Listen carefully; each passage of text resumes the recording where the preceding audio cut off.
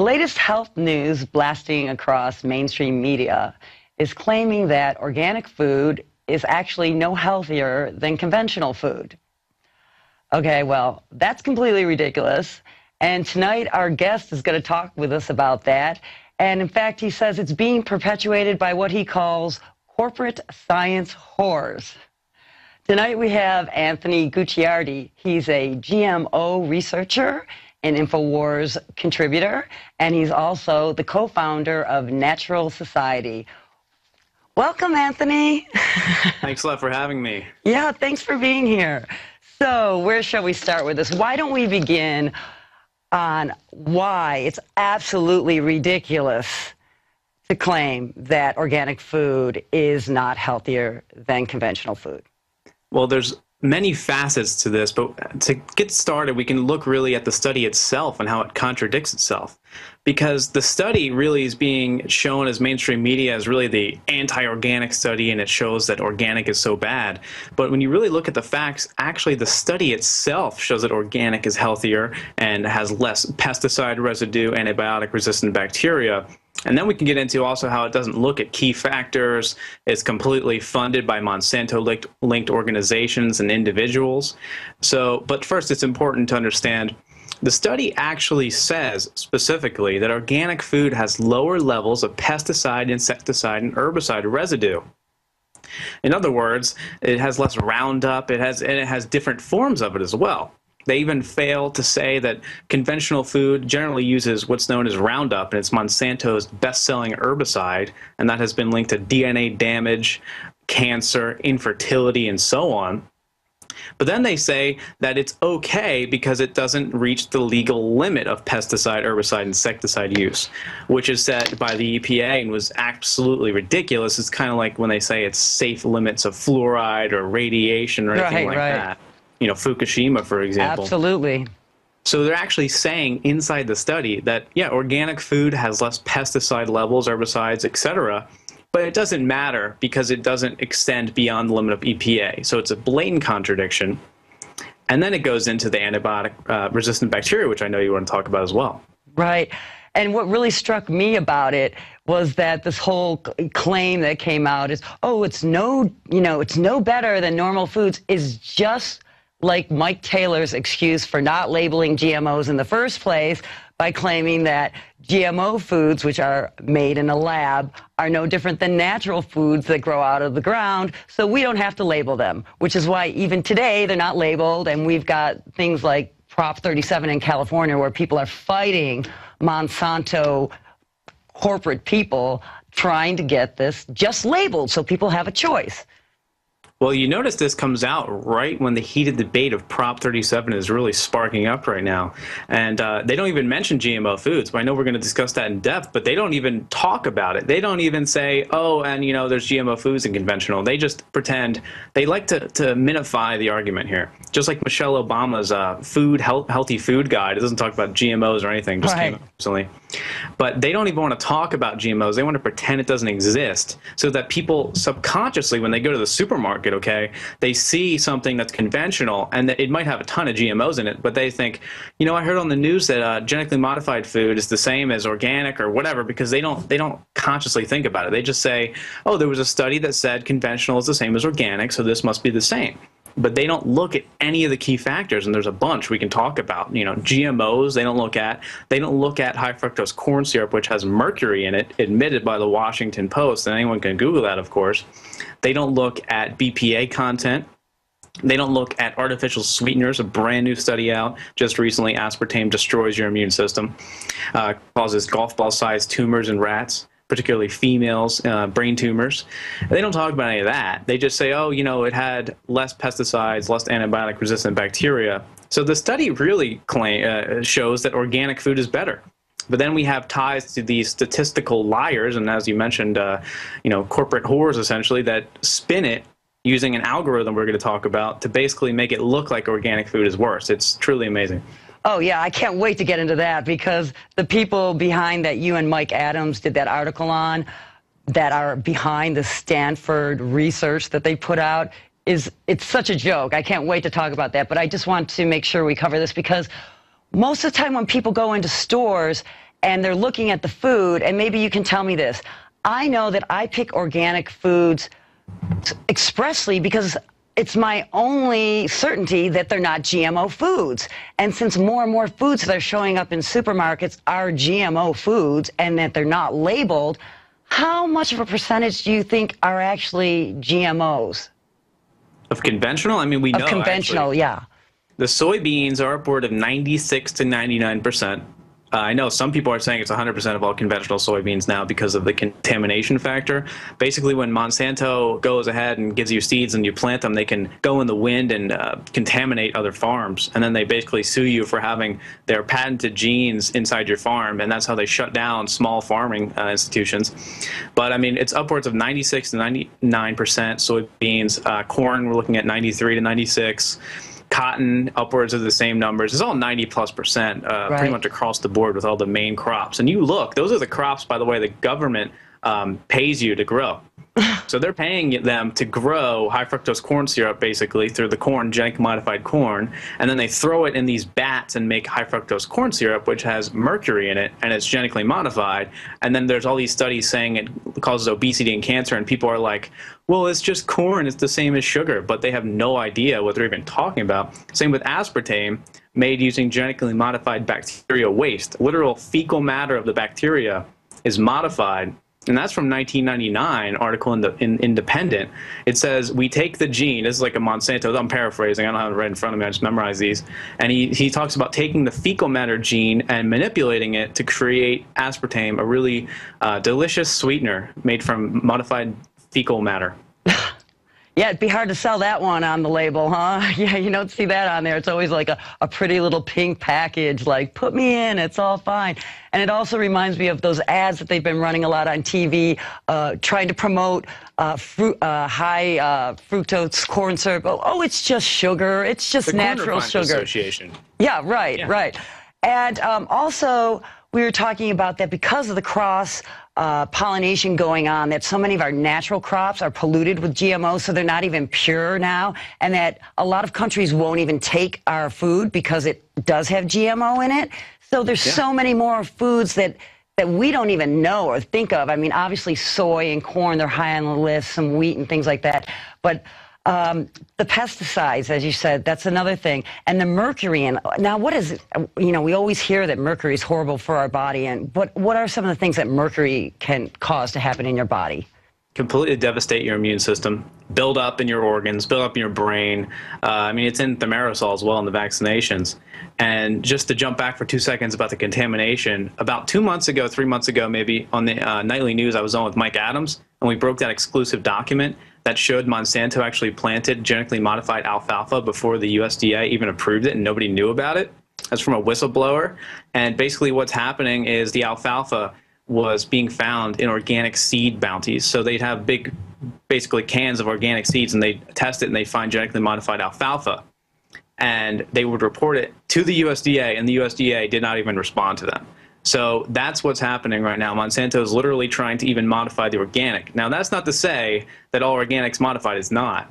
But they're trying, and they're being stopped, fortunately. So it's always best idea to buy organic, and that's why this study is so damaging, because everyone's going to be buying GMOs now and just destroying their body. And like you said, it has mercury, and mercury is one of the most toxic element compounds that we're even aware of on the entire Earth. Wow. Wow. And sending it to the USDA or the FDA and expecting them to actually be taking care of our health is such a joke, as we know, since Monsanto's ex-lawyer, Mike Taylor, went over to be the head of the FDA, and now Obama's made him our food czar, and he's just a total Monsanto GMO man. So who's looking after our food? Absolutely not the USDA. No wonder they didn't get back to you. That's right, us. Yeah. And wonderful people like you. Thank you. You too. But it probably wouldn't surprise you then to know that there's also a Monsanto board member directly linked to this study funding the whole entire operation wing of Stanford University as well. Okay, yeah, I wanted to get into that too, because you also, I love this, you linked this, the same people that did this study to people that had worked with trying to make tobacco, okay? For instance, one of the articles that were published, and this is recently, the case against tobacco is not closed. why smoking may not be dangerous to your health. I mean, are you kidding me? I mean, now tell us how they're linked and what you and Mike Adams, who is also a contributor here at InfoWars, and he's with Natural News. Tell us about what you discovered when you looked into this. Yeah, so me and Mike Adams were both really concerned about this study, and I had done some research, and Mike Adams, it's on naturalnews.com as well. We went in, we researched this.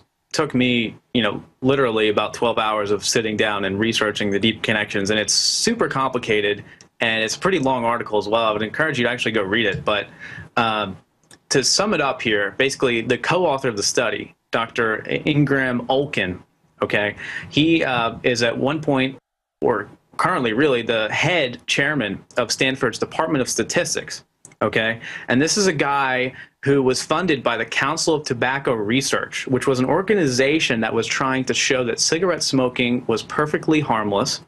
In fact, they were trying to show it had some benefits, actually, that smoking, radioactive cigarettes with a bazillion fillers in it is actually perfectly safe for your health. And an organization started this heart study. Okay, and they brought it to the court basically and said that cigarettes were bad for your heart. And Ingram was instrumental, showed that cigarettes were bad for your heart and your whole entire body. So what he did was he made up this algorithm, a statistical algorithm. It's called multivariate statistical algorithm, known as Dr. Ingram Olkin's multivariate logistic risk function. I believe I'm saying that right. Anyway, so this algorithm essentially can be used to lie with statistics. That's a quote from a book here, written by one of the individuals who's very closely associated with it. The research ultimately became known as such, and it was a key component in Big Tobacco's use of anti-science to attack whistleblowers and attempt to claim cigarettes were perfectly safe and even may have had some health benefits. And then, of course, this was all done at Stanford with Dr. Ingram here. The research originated at Stanford, where Ingram headed the Department of Statistics and ultimately supported the science front to reject any notion that cigarettes might harm human health. Then, of course, he wrote this great article, or he was instrumental in it. The case against tobacco is not closed, why smoking may not be dangerous to your health. And then you can even look up Council of Tobacco Research, look it up on Wikipedia, and it plainly states that the Council of Tobacco Research, known as the CTR, has been known to pay off publications and journalists with more than $500,000, and after you adjust for inflation, that is $3 million today, as far back as 1968, in order to generate pro-smoking propaganda. So this is a guy that has a history of joining up with corrupt organizations, massive multi-million, billion-dollar organizations, and lying using his personal algorithm to show that certain things aren't dangerous and to basically bring it back into the spotlight as perfectly fine.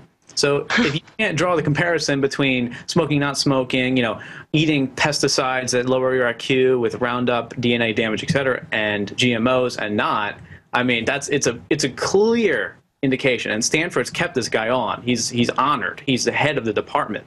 They kept him on even though it's known that he got paid to do this.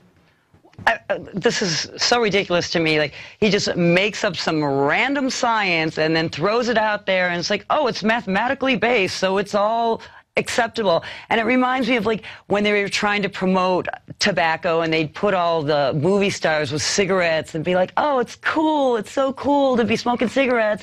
Just like they trying to perpetuate with GMOs, like, oh, GMO foods will stop world hunger, it'll stop starvation, it'll help the poor farmers. And it's all just a big lie. It's just a big lie to get us to buy these horrible products. And now he's backing up with this junk science. Yeah, and speaking of the farmers and everything like that, I can't remember if it's 100 or 1,000 every couple hours or so, but hundreds of thousands of farmers have actually committed suicide, particularly in India, because Monsanto goes and sells them their GMO seeds, and they say you'll increase yields, you'll feed your family more efficiently, and they go ahead and the yields are actually reduced. And that's been confirmed in the largest study. Bill Gates went out and said that GMO is the only way to fight hunger. And I went ahead and wrote an article basically explaining all the studies that by even the UN, actually the UN did the largest study and showed that GMOs cannot fight world hunger, period. There's no exception. They cannot fight it. And they determined the only way would be sustainable and organic farming. The UN? The UN. Yeah, the UN, believe it or not. Okay, that's really interesting. Okay, that's really interesting. I wouldn't have thought that would come out from them. I know. But you have to also remember one important thing here. This isn't an accident by this guy. This is a literal way to lie with statistics. He's not accidentally, messing with some numbers by accident. Oh, it's just a funny study. It's not a fluke in the system. It's a way to lie with statistics. And this guy's like 80 or 90 years old. He's been doing this for a long time. And I think we need to look at all the research he's done, too. He's done probably hundreds or thousands of studies over the years. And they could all be very well paid off by organizations to reach a already predetermined conclusion. Oh, absolutely. We ought to find out exactly what he has done, supposedly research and the studies he's come up with. But just to go back a little bit about the Indian farmers, because this really touches my heart, because it's just not India either, because Monsanto, as you mentioned, these, GMO toxic plants will fly into their yard and pollute all these natural plants, and then Monsanto is suing them. Last I heard, he had hundreds and thousands of our small farmers in litigation right now, and he's just taking away their farms, And then in India, and it's very interesting because in India especially, where they have a long-term history, longer than ours almost, of the seed being sacred, where when a boy turns into a man, they shower him with seeds. When somebody dies, they throw seeds on the grave.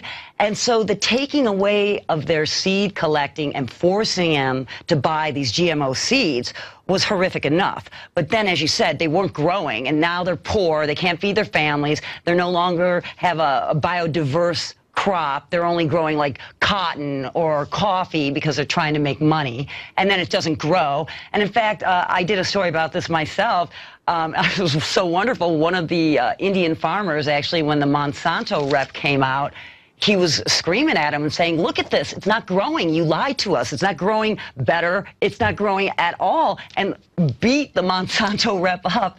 And the agricultural head of India just kind of looked the other way, because these people are devastated by these lies that Monsanto has perpetuated, and it's just horrible. I think it's just horrible.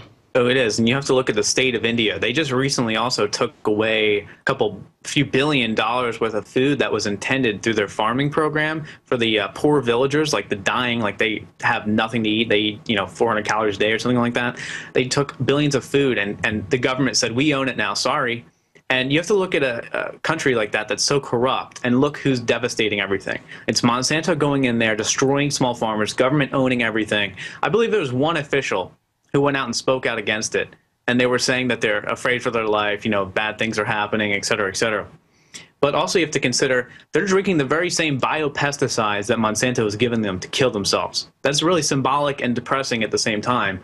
They're drinking the same things that they were given to kill themselves. And it's because Monsanto's GMO crops will cause super weeds, super mutated insects. Right. They'll just absolutely devastate your farmland and destroy your yields. And also one important thing that we should probably talk about is the antibiotic-resistant bacteria that it's causing, and it could even kill the farmers themselves.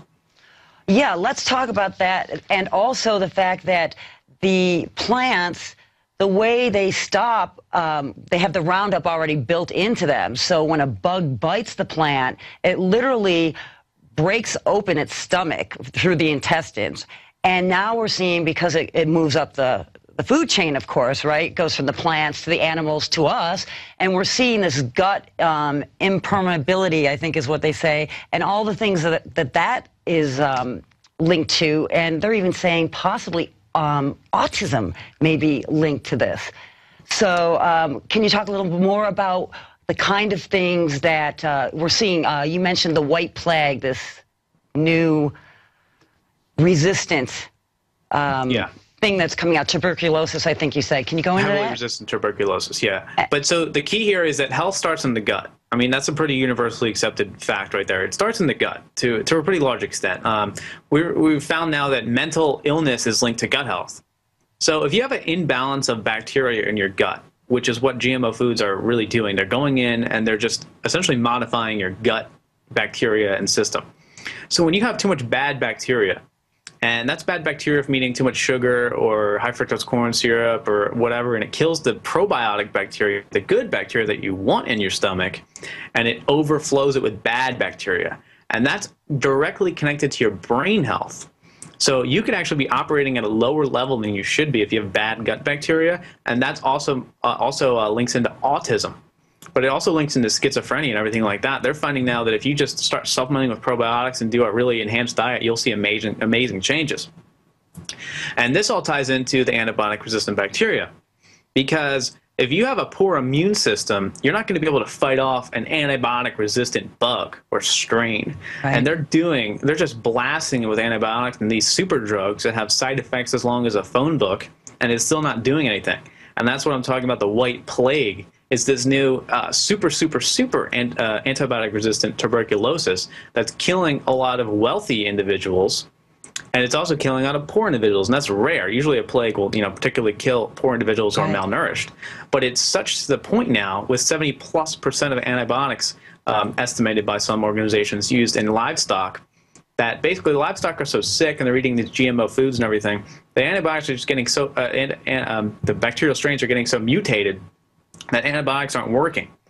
And they're going and infecting people, and they're just getting more and more transformed. And over time, what could happen, a sort of a timeline, is essentially, you think about it, this white plague spreads, okay? Right. And it starts infecting the malnourished first, and it kills them with a super high fatality rate, maybe in a third world nation or something, because they don't have a strong bolstered immune system.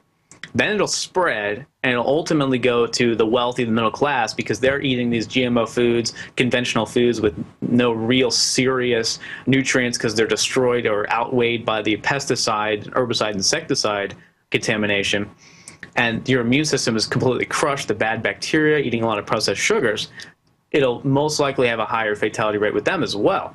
It'll just climb the food chain, essentially, of humans and kill them off.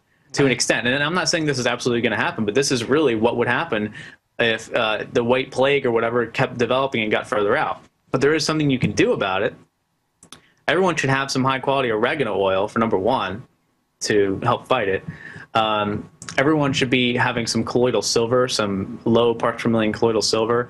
If you just start bolstering your immune system, you can fight these things off without antibiotics to begin with, because the antibiotics are worthless. It's now coming down to, and a lot of scientists are realizing this, we need to start using things like garlic to fight these off, because it's actually working. And there's research by PubMed, peer-reviewed, that shows garlic can kill antibiotic-resistant bacteria strains and viruses, whereas a lot of these antibiotics are doing virtually nothing.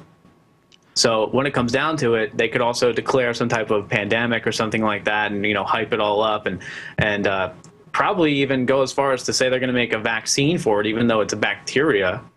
So it could get bad. Wow, that so very interesting. Thank you so much for sharing this with us. In Jeffrey Smith's book, he wrote The Seeds of Deception, also Genetic Roulette, he's one of the top experts on GMOs.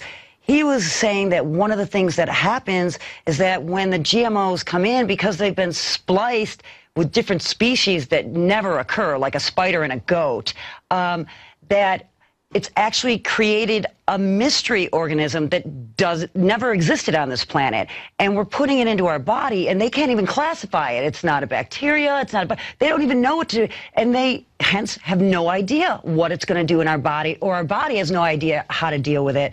And so that seems to be also something that might contribute to some type of plague that. Oh yeah. Yeah. We're just starting to see some of the effects. Almost every show I've been on talk about GMOs. Someone calls in and says, I'm a farmer and I got brainwashed into feeding my livestock GMO crops, and they just start dropping dead. And you can look up Syngenta livestock dead GMO or something like that. Syngenta had these animals just dying on them, and they covered it up for a long time.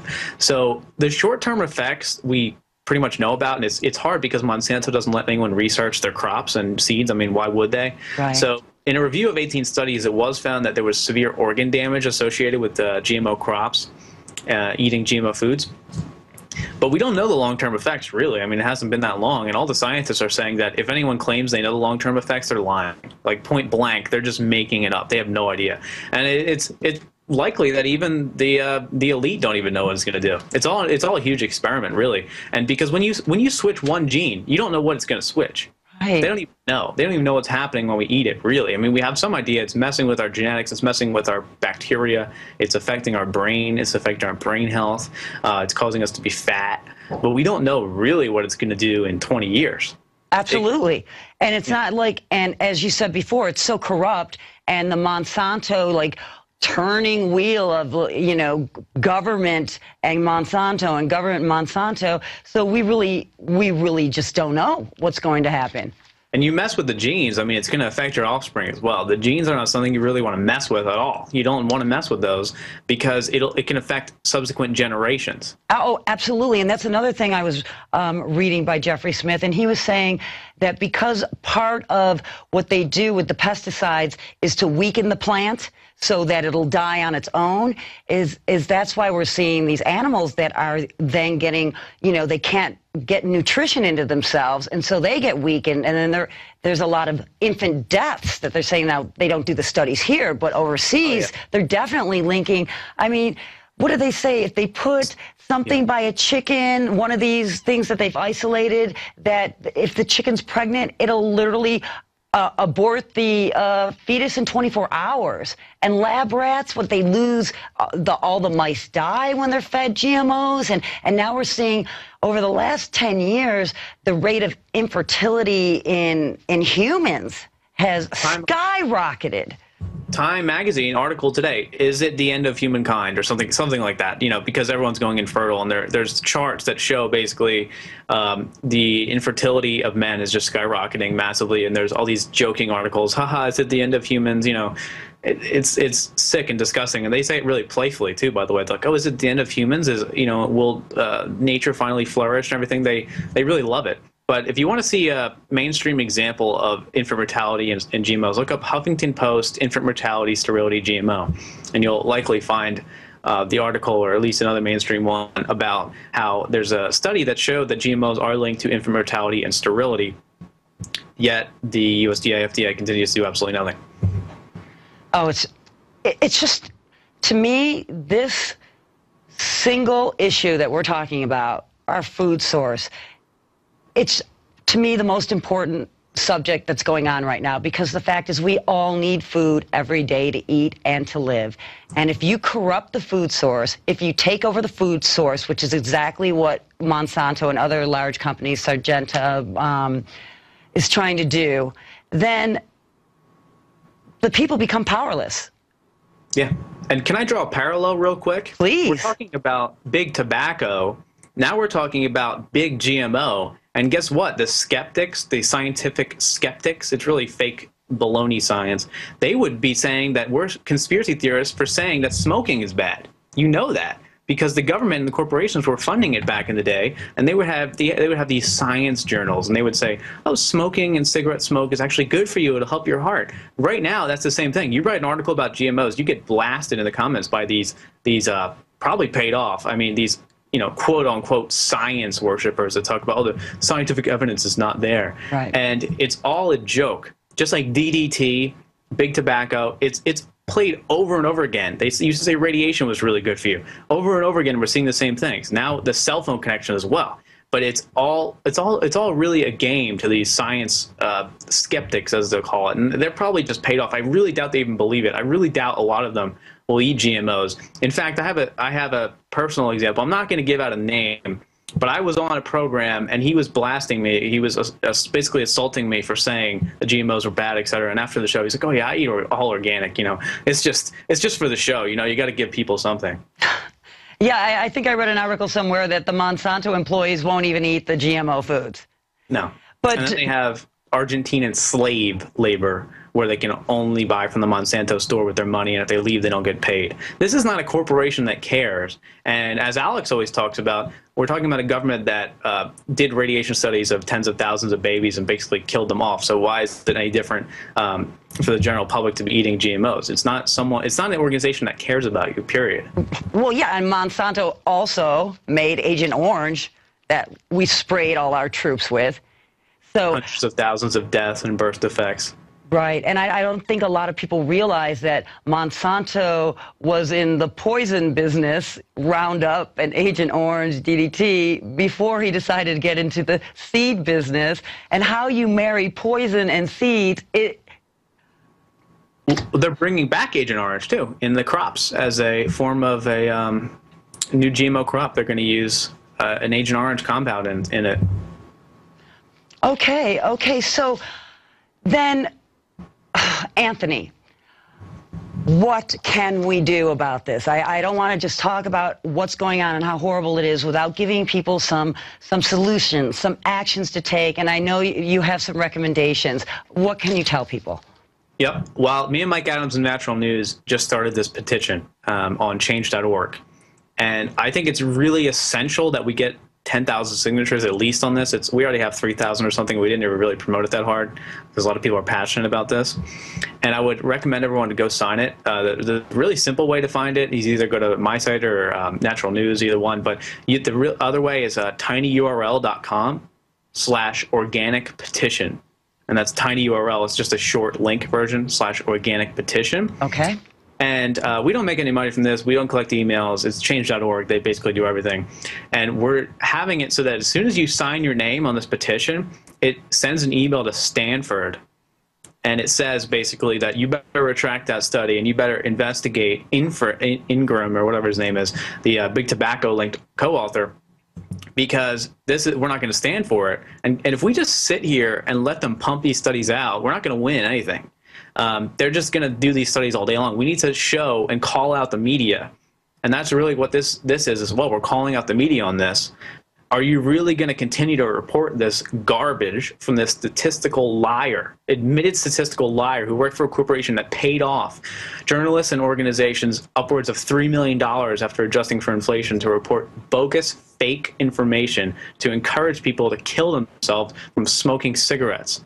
It's the same thing here, and we're calling for a retraction and the mainstream media to acknowledge it and cover it, because we need to stop it here. If this organic study gets through and people start buying conventional and believing it, and the mainstream media who's calling organic consumers nothing short of cult members and delusional in the New York Times, it's just going to get worse. So we need to stop it here. If we stop this study and basically show the world what the truth is about it, it can end from there. We can go from there. We're also Prop 37. If you can support Prop 37 any way you can, that'll also be instrumental in making sure we label GMOs in California. Right. And then that will extend throughout the rest of the country and potentially the world. But the rest of the world, by the way, is already pretty keen to this. I mean, there's multiple countries with labeling and even downright bans on GMOs. Right. United States, of course, is just heavily infiltrated by Monsanto goons in virtually every single department of government. Well, Anthony, thank you so much for this very illuminating information and for all that you're doing to spearhead the stopping of this and saving our food. Thank you so very much. And we'll make sure we get that link up on InfoWars, too, so people can get to it quicker and we can get those numbers that you want. Thank you very, very much. Thanks a lot for having me.